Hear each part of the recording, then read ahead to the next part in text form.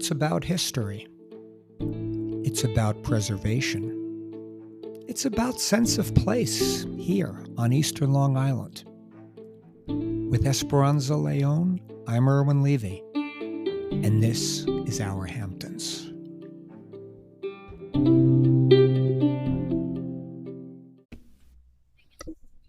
Esperanza, good morning. And good morning to you. I actually don't normally say the good morning part because I feel like we're just, our listeners could be listening to this in, I don't know, Europe somewhere, and they would be not in the morning. Esperanza, it's so funny you say that. I can't. It's extraordinary how over 100 podcasts, not to mention a 25-year friendship, you're anticipating what I'm going to say when I never even brought it up to you. And I'm going to Irwin, remember, joined at the hip. Okay, that is correct. And I'm going to tell you how funny it is you said that, because I'm going to post this on Instagram at some point. We're recording a few months in advance. We got a Spotify report card, and I'm going to post this. And Esperanza, obviously our number one listenership is the United States of America. But would you believe that I think number 4 is Norway? I love it. Now, granted, we don't know. I mean, it could be the United States 8 zillion and Canada 6, Norway 4. We're not implying that we have these kind of 3 zillion listeners out there, and it could be very small numbers. But just how interesting! Yeah, that no Norway, matter. Irwin, the reach. It's amazing. What an amazing time to be alive, right? Yeah, I mean, in a lot of ways, absolutely. we are really going off tangent here, but so what? But it's such a great way to start this, because we are going to talk about something that's it's hyper local. I learn, though, from these kinds of stories. Geographically, I'm informed. Historically, I'm informed. Socially, I'm informed. Culturally. So it's great, because to think that we can bring this topic, this story, to people so far away, who, for whatever reason, hopefully they're not bots, are listening to this. Maybe they're originally from here. Shout out to you all. Or they're just, oh, it's Hampton's topic. Sure, let's listen, and we're learning something, right? That was our intention. That was our intention all those years ago. And really the most rewarding part of what we're doing in a lot of ways, right? I mean, that's why we're doing it. And of course, to have fun, which amazingly, after 100 plus episodes, we still are. We're still having fun. So, Esperanza, the storyline for today is really, and we could couch this in a couple of different ways. It can be Remsenburg and Speonk. It can be Remsenburg versus Speonk. Could be one, could be the other. I mean, who knows? Oh, yes, pitting them against each other. It does seem like it was a rather contentious battle, and one which I will remind you that at one point, when we've spoken about Wainscot and Mid-Hamptons, or Mid-Hampton without the S, that was something that happened here in our little hamlet. So this name change, or Hampton Bays from Good Ground. It's pretty astonishing how this happens more often than we think. Completely true. And I'm going to start before we will define shortly the geographics, the geographic boundaries, etc., for our audience. But I really have to start with an incredible article from the New York Times and this is not a misstatement, 1895. And yes, this October 14th, 1895. That is correct. With a byline of Speonk, Long Island. And I'm going to just touch on a couple of these things really quickly. This is really where the brouhaha started. The post office authorities have changed the name of this place from Speonk to Remsenburg. And the change really meant a new church, which was donated by a gentleman, Dr. Remsen, who in exchange for this church, which cost $10,000, sort of branded the town with his name, and also generated a lot of bad feeling. And the article goes on to say how this has been a good enough name in this village. It's unincorporated, but in this place for centuries. Inhabitants were chickens and ducks. We had an episode about duck farms, Esperanza. Right on the North Fork, but all over Long Island. All over Long Island when we had Dr. Susan Van Scoy as a guest. So we spoke about these issues, and that's what built up the reputation. But Esperanza, I have to love this line, a few paragraphs in. Of recent years, and I quote, a progressive summer element has moved in and settled here, and handsome homes have been built along the shorefront. And these visitors were welcomed by the good people of Speonk. There was, however... Wait. You skipped over one part, please, which is important. Please say there it. was profit in their presence. That is very important. The people of Speonk welcomed this progressive summer element because they could profit from them. That's a theme that obviously we've touched on in many an Our Hamptons podcast, but thematically, it's the history of Eastern Long Island, Esperanza, over and over and over again. So apparently, while all excited to get this refurbished and, well, actually new church, not even refurbished, they were going to build it brand new, the old inhabitants apparently did not realize how sacred the name had become. And they literally signed this petition to change. And we're going to get back to this part of the story again. But literally a day later, once it was forwarded to Washington, they realized what the change would do to these people. Meaning, in a sense, I guess they were thinking, Esperanza, they gave up their identity. Yes, absolutely. And how funny that they would be convinced to do this. And probably because the origin comes from their church, like the church being such a central part of a community, especially in those times, suddenly to realize, wait a minute, we are losing our sense of place even, right? Because this place named Speonk has been a part of us for so long. Completely true. And to your point, this was a very, for lack of a better term, it was sort of peaceful. It was a peaceful, quiet Eastern Long Island town. Yet all of a sudden, neighbors became estranged. Arguments took place in the village streets. I'm not going to say they didn't know what to make of it, because they did. I think it was really regret. You know, I think you're right. There's also this feeling of like the one hand, some people would say, well, what's the big deal, right? What's the big deal? It's just a name, move on. right. And others really even began to wonder, apparently, according to this article, where they did live. Like, where are we living now? Right. So there were a couple of different facets to this, and we'll get into this again a little bit later, but what really defines a town, a name, what's in a name, I guess, is your railroad station, and more importantly, your post office, right? And we spoke about this, Esperanza, in prior episodes of Our Hamptons. Didn't Wayne Scott have a train station at one time, right? Yes, certainly.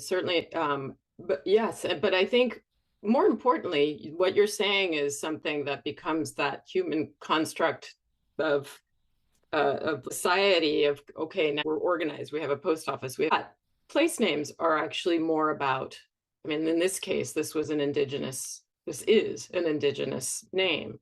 So I think place names historically have been more about a geographical, topographical description, like in the case of Hampton Bay's good ground, sort of more biblical or agriculture, who knows, but or people, obviously, like Dr. Remsen, but really primarily they've been more about locations almost, right? Like East Hampton, make sense of this. Not just, we have a post office and we have a church. You know, Esperanza, you know what I like in this too, a lot, this situation, and it's almost analogous to the Mets play in Citi Field. Yes, yes. Right? Where the Giants play is MetLife Stadium. The point of the story is essentially Dr. Remsen branded this town. Rebranded the Or town. rebranded. But one thing, and we will get to it outside of this New York Times article, which is fascinating, is I'm not going to put the burden of the rebranding exclusively on Dr. Remsen, because he had somebody who was influencing him, right?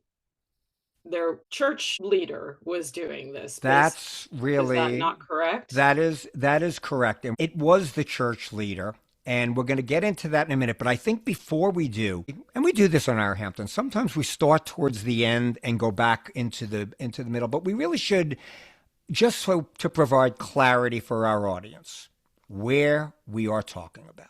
Okay? And we are talking about Speonk/Remsenburg, which at one time, as we just elaborated on, was only Speonk.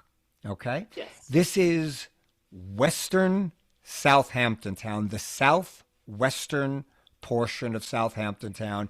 If we go geographically, Eastport is the first town on the south shore of the town of Southampton. Eastport actually takes in part of Brookhaven, the town of Brookhaven, which is a behemoth. It could be a city all unto itself. A conversation for another day. But immediately after Eastport, we get into Speonk/Remsenburg. Again, remember this was one place. Speonk, Remsenburg is basically, and this is a very, very, I'm not going to say an imaginary boundary, but close. There's no incorporated village in either of these places. Essentially, it's thought Remsenburg starts 500 or so feet south of Speonk, Montauk Highway. So south, and it goes to the waterfront, Mauritius Bay, etc. And then if we continue further east after Remsenburg, we're getting into West Hampton proper. As Esperanza mentioned, the name Speonk was inspired by indigenous people, Native American word that meant high place. All right. I like this one, Esperanza. An 1897 LIRR catalog listed Speonk, noting the name sounds like a frog. The call of a frog. All right. Well, yeah, okay. maybe. Maybe. All right. And basically, most of the early settlers came west, actually, from Southampton and Bridgehampton. And as early as the 1740s, clearing forests, building farms. And again, on an episode we had with Dr. Susan Van Scoy, during the 1880s, Speonk and Eastport, tremendous number of duck farms. Right? Yeah, So, during in the late 19th century, what I was thinking about, Irwin, as I was reading all of this material, and I've thought this before, but I thought I'd mention it now, is, to me, it's really I don't know how to say it. I feel like when I read this, that the meadows in Speonk were leased to cattle owners from Southampton, and they would come from as far as Bridgehampton, even in the early 1700s to mid 1700s. I think nowadays I feel like, gosh, that's so far away. Even, with our very fast vehicles that we drive around in, it feels as if distances have grown versus shrinking somehow in some cases, because I read about these historic places and people and how they got around, and I'm thinking, wow, they really got around. And nowadays it's like I have to think about going to Southampton, yeah, and from East Hampton. yeah. And in high season, I have to think hard about driving from my house in Springs to visit you in Wainscott. So Correct. yes, It's really astonishing. But and I, I agree with that. And it's funny. I didn't really think about that until you just mentioned it. It was almost, I guess, Esperanza, like the mindset of living in this time. We have to do what we have to do. It's, Yeah, saddle up the horse. I don't know. Correct. I agree with that. And also think about it. It wasn't like all the fences and gates and roads. It's Right. like wide open space, right? So I don't know, somehow there were less barriers to get around. It I'm really not seems. trying to idealize No, this. no, no, of course not. It certainly seems that way. And then there's the train, which plays a big role in Right. again, where is this place? Austin Corbin. It's funny, the New York Times article looking back on it, Esperanza, it really ended before anything was really decided, but sort of like the last couple of sentences in the article was Austin Corbin deciding where to put the train, if we're going to put a Remsenburg train station in, and then some of the residents saying, "Well, I'm putting Speonk in my front yard," as if to say. So really, a funny kind of I love that back and forth. that's a thing, again, history Yeah, repeating itself, right? People will erect large signs in their front yards bearing the old name of the village. completely true, and it really is funny, and how history continues to repeat itself, not just in our Hamptons podcast, but just in general. It never fails to amaze me. We research and uncover these stories, and I can't believe it. Look at the way Yeah. history is history. But we should go back again to really when this all began. And again, Esperanza, you touched on it, and we really should bring this back. It wasn't Dr. Remsen himself, Dr. Charles Remsen, wealthy summer visitor from New York City. This was not just his brainstorm. The newly installed pastor, the Reverend Minot Morgan, in February 1895, and it's saying here, a few months prior to this, he was a real estate salesman, having just graduated from college. The name evolved from a relatively small group of these inhabitants, either living there or summering there. And I mean, I didn't even realize this part of the story. At first, they called for the name change to go to something like Oak Beach, which was ridiculed because of the shortage of oaks and beaches.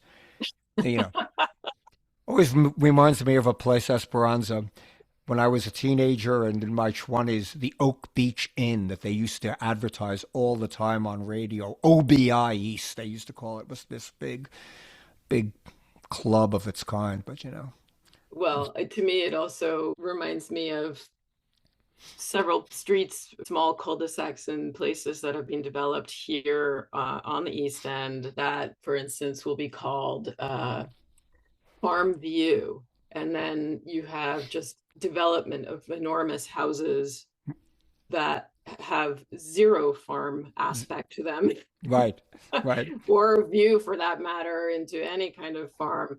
And it's almost a slap in the face, frankly. So it's just this reminded me of that. Farm view screened by arborvitae, Correct, you correct. know.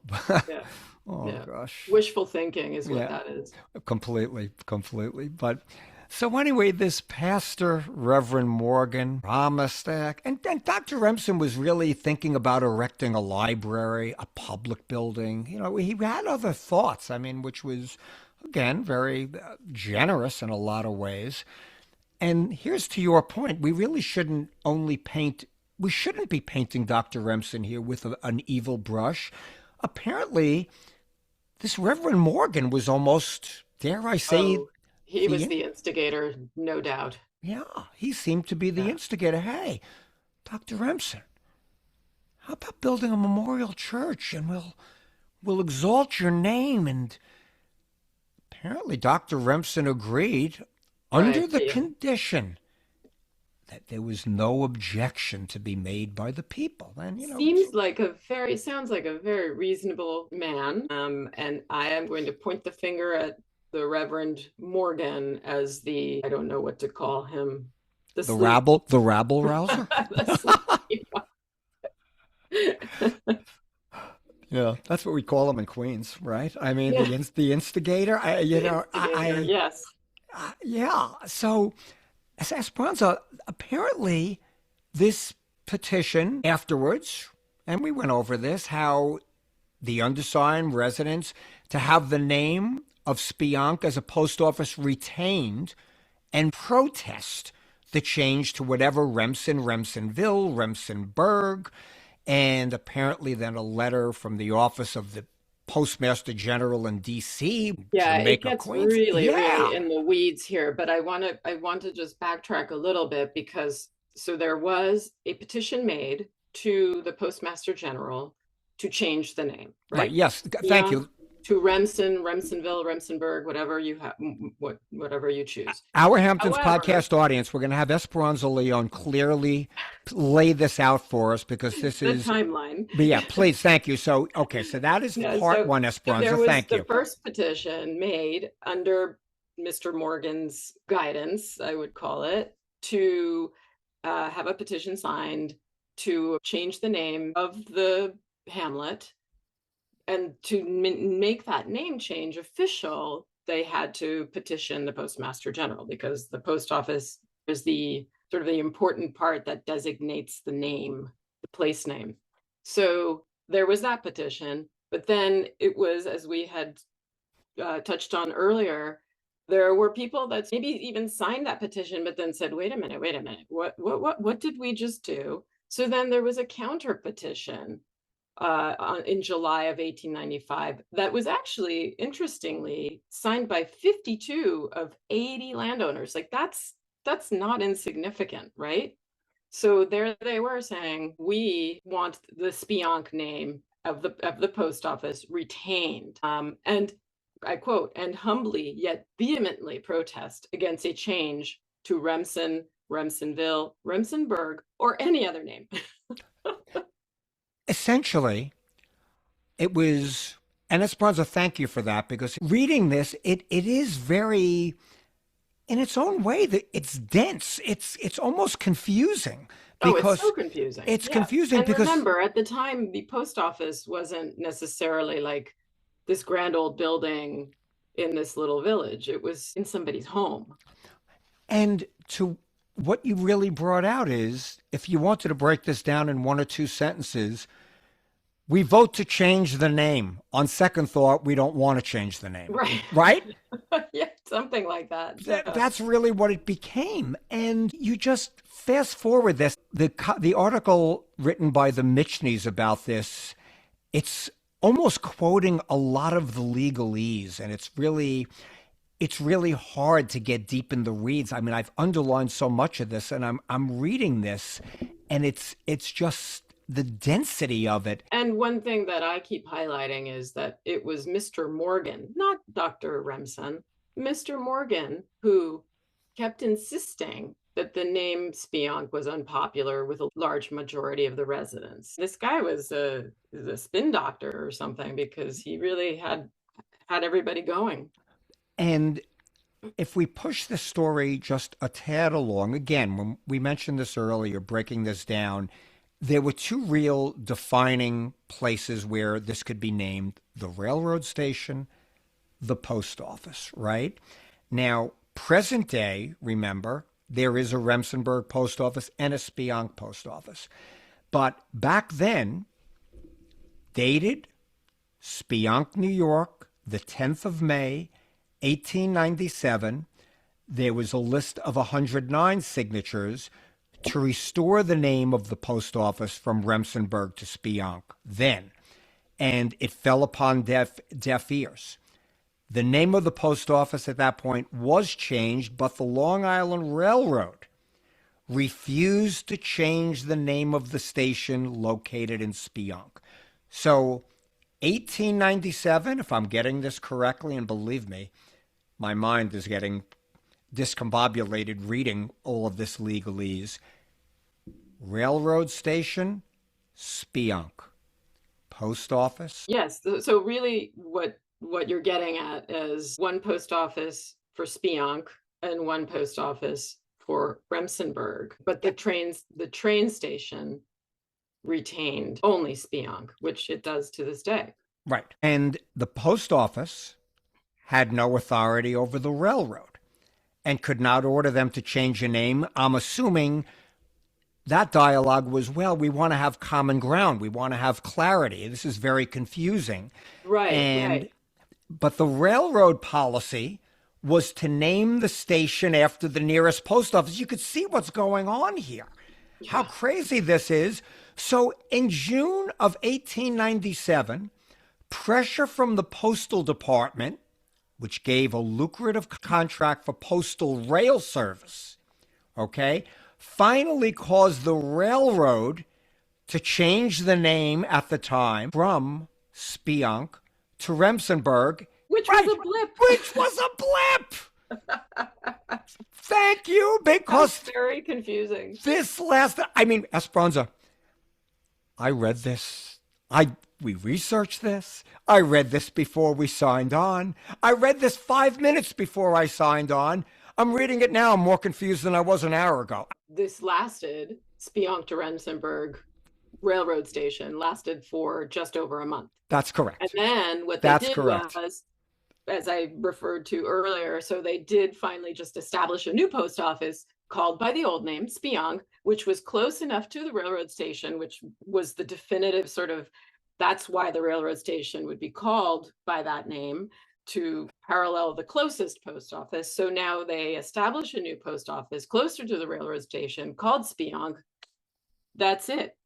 All set. We now have a Speonk post office, Speonk railroad station, and you, little Remsenburg, can have your post office and do what you like. There you go. And the new post office was in the home of a Miss Julia Wilbur, right at the corner of Phillips Avenue and Montauk Highway, but only until a new building was erected on the corner of William H. Fordham's residence, even closer to the station. And by the way, Miss Wilbur came from Manorville, where she was a telegraph operator and a station agent there, and secretary of the Women's Christian Temperance Union. We had an episode when we talked about prohibition. Temperance societies were very big at this point. Yes. And so to give you a little background on Miss Wilbur just for a minute before we start wrapping this story up, before my head explodes, she was she was also, again, secretary of this temperance union, organized the opposition congregation in Speonk, had a tent church erected there. The faithful Speonkers, okay. Not spelunkers. Right, no, not the faithful Speonkers had a place to worship that was separate from the Remsen, Dr. Charles Remsen branded memorial church. Honestly, it does make my head explode for on so many levels, actually, because I have such tremendous opposition to having buildings named after people like this. You know what I'm talking about. I could bring this into present day, but I won't. But anyway, oh my gosh. But by this time, with all of this going on, because now remember, we're getting into a little sidebar almost, Reverend Morgan might have been livid about all this, because all of a sudden there was an opposition to the Remsen branded church. He wrote a letter, I guess, to the United States Senate. I beg to acknowledge receipt of your favor of July 16th and thank you for the same, and to express regrets that the Reverend Mr. Morgan does not accept the situation with grace and Christian fortitude. This was the argument going on. Reverend Morgan unhappy about this other church. So in an attempt to keep everyone happy, just to reiterate what you said, the whole area was served by two post offices, Speonk, Remsenburg. The Remsenburg residents were faced with another dilemma. Listen to what was going on. This is Hatfields and McCoys. Few people used the Remsenburg post office. They favored the post office in Speonk or West Hampton, because the salary of the post office was dependent on how much revenue was generated. No one really wanted the job. Right. So, yeah, nobody wanted the Remsenburg job. Yep. Again, because let's recall that these were not like grand buildings, purpose built. These were people's homes that were used, and they would serve as postmasters. But the idea of them serving as postmaster was obviously, it was a job, it was employment, it would provide an income. And if nobody is coming to use your post office, you're getting nothing. To wrap all of this up, the cornerstone of this proposed church was laid on April of 1896 by the pastor, Reverend Esperanza. The Speonk people did not attend the service. Dr. Remsen, presumably because of illness, was absent. The congregation dwindled to about 15, and things only got worse. Construction being nearly complete, The first thing to cause comment was the placing of a cross on the steeple. Many of the old Presbyterians felt this improper. Then someone who had seen the plans said the church was to be fitted inside with a kneeling board at the altar, things that were not seen in Presbyterian churches. There was suspicion that the church would be Episcopal, the same religion as Dr. Remsen. Oh my goodness, the horror. And we're gonna close with this because there's a certain symmetry, poetry, whatever the heck you want to say. The handsome brick church was finally presented to the Presbyterian Society in Remsenburg by Dr. Charles Remsen, dedicated September 15th, 1896, and Esperanza on December 23rd, just before Christmas, 1898. Yep, 1898. The good Reverend, the man who shattered the peace of the entire community, Reverend Minot Morgan, resigned and moved to New York City. Yeah, where he should have just stayed to begin with. But I mean, but we wouldn't have this amazing history. What a crazy, crazy story. And how shocking that Dr. Remsen would dedicate the Presbyterian church. Even he was an Episcopalian. Exactly. And if you want to look at a bigger picture, Esperanza, the separation of church and state, how the dedication of a church got a federal agency, the post office, involved, in addition to a local authority, the railroad. So religion, federal, local, railroad. Stick it all in a blender and turn it on. Another incredible chapter, an unsung story of Eastern Long Island. Yes, fantastic. Good work. Wow. What a crazy one. Of course, our audience will probably not understand it because I don't, because this whole thing is so discombobulating. But it was a fun story. And I think it's pretty clear. Made clear by the Esperanza Leon timeline. If I could understand it, I think everyone else will. But this was so much fun too. That was a lot of fun. All right. Esperanza, as always, a pleasure. Thank you, Irwin. Until next time. Until next time.